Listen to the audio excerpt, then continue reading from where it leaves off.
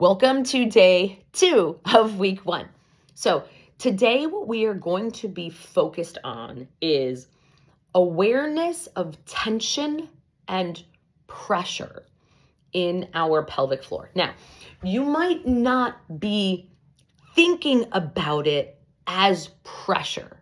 However, what ends up happening is if our womb and pelvic floor is not functioning to its fullest potential and abilities, what it does is it creates tension and pressure, which we all feel in different ways. So the way that your body is going to experience that tension and pressure might be different than the way I experience it or the way that someone else experiences it. So I'm going to invite you, if you want to share in our Facebook group what your experience was. Like, what does tension feel like to you?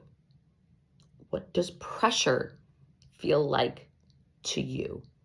And like I said, it's going to be different for each person. Now, the example that I will use is observing your pelvic floor activities. Now, this might seem a little trivial, but again, we're going back to the foundation. So it's kind of like when you want to lose weight and you want to eat healthier, you start to track your habits. You begin tracking what you eat each day. You begin to track if you are taking in too many calories or if you are working out, not working out, snacking, etc. What I want you to do today, and if you can this week, is to begin tracking your two things. One, bathroom habits, and or when you leak, sneeze, cough, leak, that type of thing. Because here's the thing. If you are someone who struggles with any type of stress incontinence, that is a symptom, right, of tension and pressure in the body. So you are able to shift that when you start to pay attention to what it currently feels like in the body. If you don't have a place to begin to know, hey, you know what? I know this happens. Like, how often have you said, you know what? I kind of leak in my pants, right? I mean, I know it happens, but I don't know how often it happens. And I don't have a pattern. Well, if you don't have a pattern tracked, it's hard to suggest specifically what that next step might be for you. If you are someone where you have a ton of leakage more regularly as opposed to little bits, right? There are different things that the body is going to need to create that foundation for itself. Again, we're talking about foundation. So I'm going to ask you to notice when those things happen and track it. So if you're walking along, you end up sneezing, you cross your legs, you sneeze, right? Just so that it doesn't happen, that you pause and breathe into it for 5 seconds.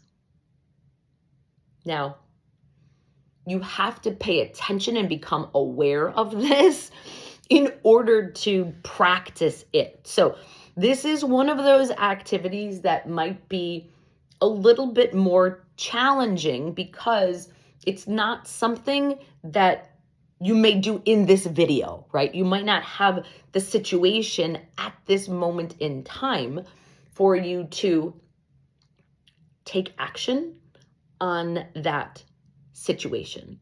However, now that you have an awareness that this is something for you to pay attention to, you can begin to keep a log or a track of how your body functions, right? Like, where are those times where it doesn't function as you want it to? And you can then start to breathe into those situations and notice patterns that are there. If you don't have any issues from a leaking perspective, I'm going to ask you to notice and pay attention to what types of tension or pressure that you feel in your pelvic area region. Do you have painful periods? Do you have pain during sex? Do you just have pain when you're walking, right? Like, what is it that you notice, and how often do you notice it? And bonus points, if you're able to write it down and keep a log for yourself throughout this challenge. If you keep up with it, great. If you don't keep up with it, don't beat yourself up. However, if you want to connect with your pelvic floor, you have to create a relationship with her. You need to know things about her. Think about any relationship that you want to build. You will take the time to learn more about that person, to create a connection, to create something for you to talk about, reference points. This is the same thing. Your body is speaking to you. But rather than you communicating back with your body, we many times tend to complain about the physical pain or the annoyance that something is in our life, as opposed to leaning into it, understanding it, having a conversation with it, and allowing us to move through it. So your question of reflection for today is, where do I notice tension or holding in my